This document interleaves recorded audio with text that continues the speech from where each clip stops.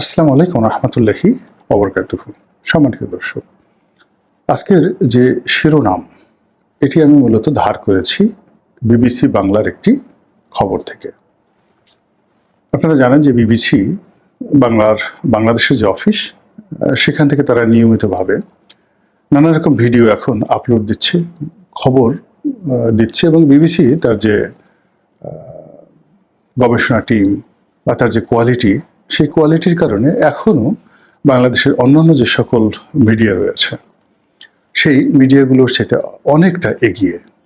তাদের যে কোনো বক্তব্য, যে কোনো সাক্ষাৎকার, যে কোনো ভিডিও ফুটেজ অথবা তাদের যে কোনো কন্টেন্ট যা তারা তাদের ইউটিউব চ্যানেলে দিয়ে থাকে, যদিও এখন তারা 100% অন্য যে কোনো মিডিয়ার মতোই যাকে বলে কমার্শিয়াল, একেবারে কমার্শিয়াল ভিউ পাওয়া যাবে এরকম বিষয়গুলো প্রচারের জন্য বিবিসি অনেক কিছু করে থাকে। কিন্তু সেক্ষেত্রেও অন্যান্য যে সকল ভিউ প্রত্যাশী মিডিয়াগুলো রয়েছে বা কন্টেন্ট ক্রিয়েটর যারা রয়েছেন, তাদের তুলনায় এখনো বিবিসি অথেন্টিকেশন, তারপর যাকে বলা হয় গ্রহণযোগ্যতা, তার অ্যাকসেপ্টেন্স যেটিকে বলি, কিংবা ধরুন জনপ্রিয়তা, সব দিক থেকেই এগিয়ে রয়েছে। তো সেই বিবিসি বাংলা যখন এরকম একটা শিরোনামে যে বিএনপি এবং জামাতের মধ্যে যে সংঘর্ষ, এটি অনিবার্য এবং যে কোনো সময় রাজপথে সেই সংঘর্ষ লেগে যেতে পারে। তো এই শিরোনামটা দেখে মূলত আমি আজকে শিরোনামটা দিয়েছি, কিন্তু আমি বাস্তবতা হলো যে বিবিসি সেই প্রতিবেদনটি দেখিনি, ইচ্ছে করে দেখিনি। যে কারণে দেখিনি সেটা হলো, আমি এখানে আমার যে অভিজ্ঞতাগুলো শেয়ার করব সেটা আমার দৃষ্টিকোণ থেকে। বিবিসি যেটা করছে আমিও ঠিক একই ধারণা পোষণ করছি। তো বিবিসি যেটা মনে করছে, তাদের যে টিম, তাদের দৃষ্টিভঙ্গি, তার সঙ্গে আমার দ্বিমত থাকতে পারে, অথবা আমি তাদের দ্বারা ইনফ্লুয়েন্স হতে পারি।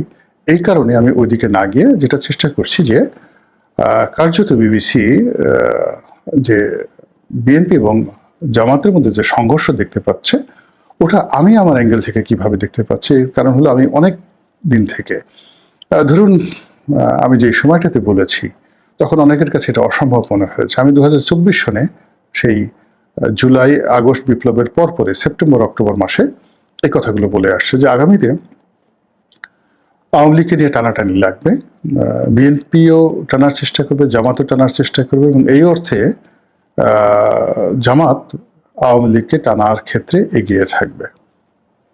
এবং বাস্তবে এখন দেখা যাচ্ছে যে রাজনৈতিকভাবে আওয়ামী লীগ বিএনপির চাইতে জামাতকে নিরাপদ মনে করছে। এর কারণ হলো, ইতিমধ্যে তৃণমূলে লক্ষ লক্ষ কোটি কোটি আওয়ামী লীগের যারা নেতাকর্মী রয়েছে, তাদের পরিবার পরিজন রয়েছে, তারা আর্থিকভাবে সামাজিকভাবে যে হয়রানির শিকার হয়েছে, ক্ষতিগ্রস্ত শিকার হয়েছে, সেটা বিএনপির দেওয়া। তাদের সহায় সম্পত্তি, তাদের মাঠ ঘাট জায়গা জমি, এগুলো সব দখল যারা করেছে, জামাতের লোক করেনি, বিএনপির লোক করেছে। এনসিপির লোক তো সেখানে নেই। তো মামলা মোকদ্দমা তাদের বিরুদ্ধে যত বড় বড় মামলা হয়েছে, যা কিছু করা হয়েছে, এবং এলাকাতে থানা নিয়ন্ত্রণ করে, থানা পুলিশকে ব্যবহার করে আওয়ামী লীগ লোকদেরকে যেভাবে গণধোলাই দেওয়া হচ্ছে, এখনো তাদেরকে দেশ ছাড়া করে রাখা হচ্ছে, এই শক্তিটা মূলত বিএনপি, জামাত নয়। আর জামাত এটাকে এত চমৎকারভাবে মার্কেটিং করছে। যেমন ধরুন, একটা চেয়ারম্যান, একটা পরিবারের সদস্য চেয়ারম্যান ছিল বা মেম্বার ছিল, উপজেলা চেয়ারম্যান ছিলেন বা এমপি ছিলেন, তিনি এলাকা ছাড়া, কিন্তু তার যারা আত্মীয় স্বজন তারা তো এলাকাতে আছেন এবং মাথা নুয়ে চলছেন। তো সকাল বিকাল তাদেরকে থ্রেটের উপর রাখছে বিএনপির লোকজন, আর রাতে গিয়ে জামাতের লোকজন তাদের সঙ্গে কোলাকাল্লি করছে, মোলাকাত করছেন যে দেখেন আমরা কিছু করতে পারছি না, আজ যদি রাষ্ট্র ক্ষমতা আমাদের থাকতো তাহলে আমরা এই সকল সমস্যার সমাধান করে দিতে পারতাম, আপনারা আপনাদের মতো রাজনীতি করবেন, এমপি সাহেব অন্যায় করেছেন বা মেম্বার সাহেব অন্যায় করেছেন, এটা তার ব্যাপার, তাকে শাস্তি দাও, কিন্তু আপনাদের সাথে এই ধরনের কি ব্যবহার করা হচ্ছে, আপনার গরু নিয়ে যাওয়া হচ্ছে, আপনার দোকান পাট বন্ধ করে দেওয়া হচ্ছে, আপনার কাছে চাঁদা দাবি করা হচ্ছে, এ কি আইএমএ জাহিলিয়াত হয়ে গেল নাকি? তো এই কথাগুলো যখন জামাতের লোকজন সেই অনেকটা দাওয়াতি কায়দায়, তাবলীগীর কায়দায় তারা এই কথাগুলো বলছেন, শিবিরের লোক বলছেন, জামাতের লোক বলছেন, মহিলা জামাতের লোক বলছেন, বলার পরে মানুষের টেকনাফ থেকে তেঁতুলিয়াতে মনোজগতে একটা বিষক্রিয়া তৈরি হয়ে গেছে চাঁদাবাজ, জালেম, মামলাবাজদের বিরুদ্ধে। আর এটা প্রথম সেই 6-7 মাস 8 মাস এটা বুঝতে পারেনি, কেউ বুঝতে পারেনি যে এত বড় সর্বনাশ জামাত বিএনপিকে ঘটিয়ে দিয়েছে। আর বিএনপি যখন এখন বুঝতে পারছে তখন তাদের সব কিছু মানে একেবারে যাকে বলে এলোমেলো হয়ে গেছে। ডাকসু নির্বাচনে জামাতের বিজয়, আর চট্টগ্রাম বিশ্ববিদ্যালয়, আর চাকসু আর রাকসু মানে রাজশাহী বিশ্ববিদ্যালয়, এখানে বিজয়টা একেবারে ডাল ভাত জামাতের জন্য। জামাত যদি এটা একেবারে নিজে লিখে বিএনপিকে লিখে দেয় যে আমরা তাদেরকে দিয়ে দিলাম তবুও কাজ হবে না। তো এই চারটি বিশ্ববিদ্যালয়ে যে পরিণতি, বিএনপির পরিণতি আর জামাতের যে অর্জন, এটা বাংলাদেশের রাজনীতির যে কোর্স এটা শেষ করে দিয়েছে। রাজনীতির যে সকল হিসাব এটা উল্টে দিয়েছে এবং মোটামুটি বিএনপিকে অধৈর্য বানিয়ে ফেলেছে। বিএনপির মেজাজ গরম হয়ে গেছে। বিএনপির এখন মাথা ঠিক রাখাটা খুব কঠিন একটা বিষয়। ফলে জামাত দূর থেকেই যে বিএনপিকে উত্তেজিত করে দিতে পারছে, এটা তাদের আরেকটা বিজয়। এবং সেই বিজয়কে সামনে রেখে জামাত প্রভোগ করে যাচ্ছে। ইতিমধ্যে আপনারা দেখেছেন যে কতগুলো ঘটনা, ছোট ছোট কতগুলো ঘটনা ঘটেছে। যেমন নুরুল হক নুরু তারেক রহমান সাহেবের সাথে খুব ঘনিষ্ঠ ছিলেন। সেখান থেকে তাকে ফুসলিয়ে, প্রলোভন দিয়ে বা কনভিন্স করে তাকে জামাতের মঞ্চে আনা হয়েছে। আচ্ছা, জামাতের মঞ্চে আনার পর নুরুর জীবনে যে দুর্ঘটনাটা ঘটলো, সেটার পিছনে কে দায়ী, পিছন থেকে কারা কলকাঠি নেড়েছে, এটা পরের বিষয়। কিন্তু নুরু যখন অসুস্থ হয়েছে, নুরুর তো টাকা নেই, পয়সা নেই, তার চিকিৎসার জন্য, তার পরিবার চালানোর জন্য প্রতি মুহূর্তে তাকে মানুষের কাছে হাত পাততে হয়। খোঁজ নিয়ে দেখেন তো বিএনপি কয়টা টাকা তাকে দিয়েছে। বিএনপি যারা চাঁদাবাজ এত কিছু করছে, কয়টা টাকা নুরুকে দিয়েছে বা তার দলকে দিয়েছে। ফলে এখানে তলে তলে যে দেখেন যে নুরু স্টপ হয়ে একটা টু শব্দ করেনি, প্রথম সে কোনো কথাবার্তা ছাড়া ঘরে চলে গেছে। অন্যদিকে মামুনুল হক, এখন মামুনুল হককে ছোট করার জন্য সেই আওয়ামী লীগ এমন কোনো নোংরামি নেই যে করেননি। তার মাদ্রাসাটা দখল করে নেওয়া হয়েছিল, তাকে জেলখানায় যাকে বলা হয় ঢুকানো হয়েছিল, তার স্ত্রীকে দিয়ে তার বিরুদ্ধে নারী নির্যাতনের মামলা দেওয়া হয়েছিল। মানে এর চাইতে আর অপমান থাকতে পারে না। কিন্তু মূলত আসলে কোনো মিথ্যাকে প্রতিষ্ঠিত করা যায় না। ফলে মামুনুল হক তার মতো করে তিনি ঘুরে দাঁড়িয়েছেন। এখন তিনি হিরো, তিনি গাড়ি চালাচ্ছেন স্মার্টলি, সেটা সোশ্যাল মিডিয়াতে ভাইরাল হচ্ছে। ওরে বাবারে, জামাতের একজন মানে ইসলামপন্থী একজন নেতা, আধুনিক স্মার্ট, সে নিজের গাড়ি নিজে ড্রাইভ করছে।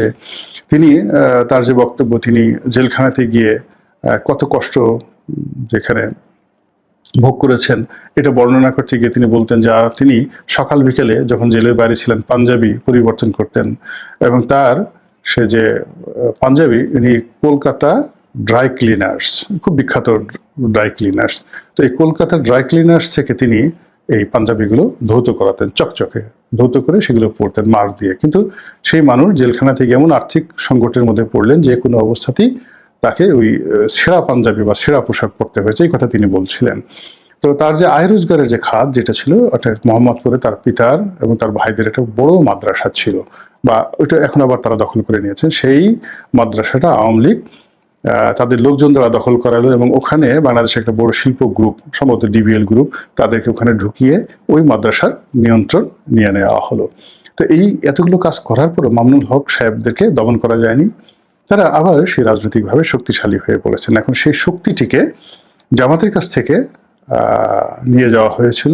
জনাব তারেক রহমান সাহেবের সাথে তার কথা হয়েছে কিনা জানি না, বাট বিএনপির সঙ্গে তার একটা নেগোসিয়েশন, এবং তাকে মোহাম্মদপুরের একটি আসন থেকে মনোনয়ন দেওয়া হবে বলে নিশ্চিত করা হয়েছিল। অর্থাৎ মোহাম্মদপুর যে আসনটিতে এখন বিএনপির নেতা সালাম সাহেবের ইলেকশন করার কথা, ঠিক সেই জায়গাটাতে তাকে ইলেকশনে মনোনয়ন দেওয়ার কথা হয়েছিল। এবং একইভাবে নুরুল হক নুরুকেও পটুয়াখালী 3 আসনে, যে আসনে আমি সংসদ সদস্য ছিলাম, সেখানে তাকে মনোনয়ন দেওয়া হবে বলে আশ্বাস দেওয়া হয়েছিল। কিন্তু এই জিনিসটি বিএনপি ম্যাটারালাইজ করতে পারেনি, নুরুর ক্ষেত্রে পারেনি, আর মামুনুল হক সাহেবের ক্ষেত্রে পারেনি। ফলে এখন দেখা যাচ্ছে যে মামুনুল হক আবার মানে জামাতের জোটে চলে এসেছেন। এই জামাত তার পিআর পদ্ধতি নিয়ে 8টা না 9টা রাজনৈতিক দলকে একত্র করে যে আন্দোলনের ডাক দিয়েছেন, সেই আন্দোলন মূলত পিআর প্রতিষ্ঠা করার জন্য। অন্যান্য যে বিষয়, অর্থাৎ যা কিছু তারা করতে যাচ্ছে পুরোটাই বিএনপির বিরুদ্ধে যাবে, পুরোপুরি বিএনপির বিরুদ্ধে যাবে। এই যে জামাত যে শক্তিগুলোকে তারা একত্র করে ফেলেছে, এখানে মামুনুল হকের খেলাফত আন্দোলন, বা খেলাফত মজলিস, তারপর ইসলামী শাসনতন্ত্র আন্দোলন চরমোনাই পীর সাহেবের, বা ইসলামী আন্দোলন, এটা বোধহয় শাসনতন্ত্র আন্দোলন না, ইসলামী আন্দোলন, আর জামায়াত ইসলামী বাংলাদেশ, এই যে তিনটি বৃহৎ শক্তি, তার সঙ্গে সঙ্গে অন্যান্য ছোট ছোট রাজনৈতিক দলগুলো যদি যুক্ত হয়, তাহলে সেক্ষেত্রে বিএনপির সঙ্গে আসলে কে রইল, বা দু একজন যদি কেউ নামকা অবস্থায় থেকেও থাকে, তারা যে আগামীতে জামাতের আহ্বানে সাড়া দেবে না এবং তারা যে জামাতের কাছে যাবে না, এটা কিন্তু নিশ্চিতভাবে বলা যাচ্ছে না। ফলে সঙ্গতির কারণে রাজপথ উত্তপ্ত হয়ে যাচ্ছে, আর উত্তপ্ত রাজপথ যে কোনো সময় রক্তাক্ত হয়ে যেতে পারে। এর কারণ হলো এক পক্ষ প্রভোগ করছে কৌশলে এবং আর এক পক্ষ উত্তেজিত হয়ে আছে, প্রচন্ড রকম ধৈর্যহীন হয়ে আছে। তার সঙ্গে সঙ্গে আবার মানুষ, সাধারণ যারা আমজনতা মানুষ, তারা তো কেউ সুখে নাই। যেখানে একটু গন্ডগোল দেখতে পাবে মানুষ, তারা খাওয়া দাওয়া ভুলে ওই মারামারিটাকে তারা একটা বিনোদন হিসেবে নেবে। আপনি দেখুন ভাঙ্গাতে কি ঘটনা ঘটে গেল। ভাঙ্গাতে দুটো ইউনিয়নকে নির্বাচন কমিশন ডিলিমিটেশনের সময় যে ভাঙ্গা, সদরপুর, চরভদ্রেশ্বর, এটা নিয়ে যে নির্বাচনী আসন, এখান থেকে এই দুটো আসন কেটে চরভদ্রেশ্বরের সঙ্গে নিয়ে গেছে। তো এই দুটো আসন সংগতকর্মী তারা ভাঙ্গার সঙ্গে থাকতে চায়।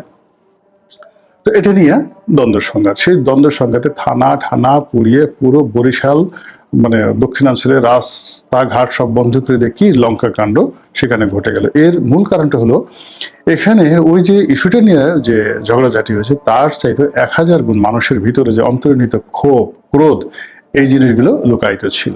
ফলে কি হলো, মানুষ যখনই সুযোগ পেয়েছে যে যার অবস্থান থেকে লাঠি সোঁটা নিয়ে এসে একটা অকারেন্স ঘটিয়ে আবার তারা নিরাপদে চলে গেছে। এখন রাজপথে যখন উত্তেজনা থাকে, উত্তপ্ত অবস্থা থাকে, যেই অবস্থাটা শেখ হাসিনার জামানার শেষকালে ছিল, অর্থাৎ এই যে মানুষ বিক্ষুব্ধ হয়েছিল ছাত্রলীগের প্রতি, যুবলীগের প্রতি, শেখ হাসিনার প্রতি, তো তারা সুযোগ পাচ্ছিল না। কিন্তু যখনই তারা সেই সুযোগ পেল, দেখলো যে মেট্রো রেল পোয়াচ্ছে, রাস্তার পাশে একজন রিক্সাওয়ালা, তার মেট্রো রেল নিয়ে কোনো চিন্তাই সে হয়তো জীবনে করেনি, কিন্তু মেজাজ গরম করে দৌড়ে গিয়ে সে একটু ঢিল মেরে আসলো।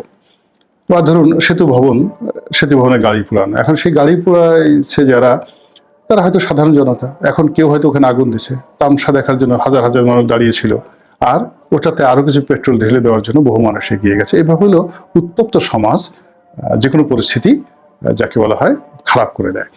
এখন প্রথমত হলো মানুষ উত্তেজিত, সারা দেশের মানুষ নানা কারণ উত্তেজিত, দলমত নির্বিশেষ। জামাতের লোক উত্তেজিত, বিকজ জামাত করুক আর বিএনপি করুক, সংসার তো চালাতে হবে। তো অর্থনৈতিক সেই জায়গাটা ভীষণ রকম দুর্বলতার মধ্যে আছে, এই জন্য তারা উত্তেজিত। দ্বিতীয় যে কারণ রয়েছে, রাজনৈতিক মতদ্বৈততা, মত পার্থক্য, মারামারি, হানাহানি, এই কারণে মানুষ উত্তেজিত।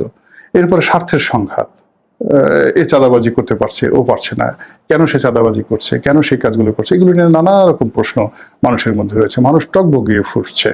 তো সেখানে জামাতের মতো এখন যে কোনো কারণে তারা একটা কৌশলী দল, শক্তিশালী দল, এবং সেই শক্তিশালী দলের সঙ্গে বিএনপির যে যাকে বলা হয় ডিসঅর্গানাইজড বিশাল ম্যান পাওয়ার, অর্থাৎ জামাতের যদি আপনি ফোর্স ধরেন, এটা অনেকটা সেনাবাহিনীর ধরেন একটা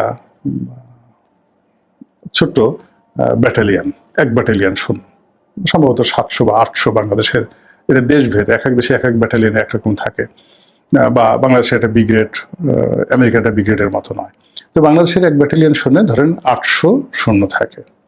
তো তাদের যে ট্রেনিং থাকে এবং তারা যেভাবে লেফট রাইট করে এবং তাদের মধ্যে যে ধরনের কৌশল থাকে, তার সামনে আপনি 8000 মানে নিরস্ত্র লোক দাঁড়া করায় দেন এবং যাদের কোনো কমান্ডার নেই, ওদেরকে ছত্রভঙ্গ করতে ওই এক ব্যাটালিয়ান সৈন্যের 30 সেকেন্ড লাগবে, জাস্ট 30 সেকেন্ড, 1 মিনিটও লাগবে না। এখন বিএনপির যে অবস্থা, বিএনপির হাজার হাজার নেতাকর্মী আছে, ঠিক ওরকম আমজনতা ভাঙ্গার মতো, তারা অলানে ছাড়েন একটা ঘটনা ঘটিয়ে মুহূর্তের মধ্যে তারা সরে যেতে পারবে, দুর্ভোগ দুর্দশা করতে পারবে, মামলায় তারা মানে বিবাদী হতে পারবে, আসামি হতে পারবে, কিন্তু আলটিমেটলি মানে একেবারে একটা ব্যাটালিয়নের মতো দাঁড়িয়ে থাকে জামাতের সাথে ফাইট করবে, এটা সম্ভব নয়। যদি সম্ভব হতো তাহলে ঢাকা বিশ্ববিদ্যালয় বা জাহাঙ্গীরনগর বিশ্ববিদ্যালয়ে আমরা সেই জিনিসটা দেখতে পারতাম। কাজেই আগামীতে এই যে বিবিসি যে সন্দেহ প্রকাশ করছে যে রাজপথে জামাত এবং বিএনপি মুখোমুখি হচ্ছে, আর সেটাকে আমি মনে করছি যে এই মুখোমুখিটি সংঘর্ষের রূপ নেবে, রক্তক্ষয়ী সংঘর্ষের রূপ নেবে, আর সেই সংঘর্ষে বিএনপির জয়লাভ করার সম্ভাবনা খুবই ক্ষীণ। আল্লাহ ভালো জানেন, গায়েবের মালিক, আলিমুল গায়েব, আমরা শুধুমাত্র অনুমান করতে পারি। আসসালামু আলাইকুম রহমতুল্লাহি ওয়া বারাকাতুহু।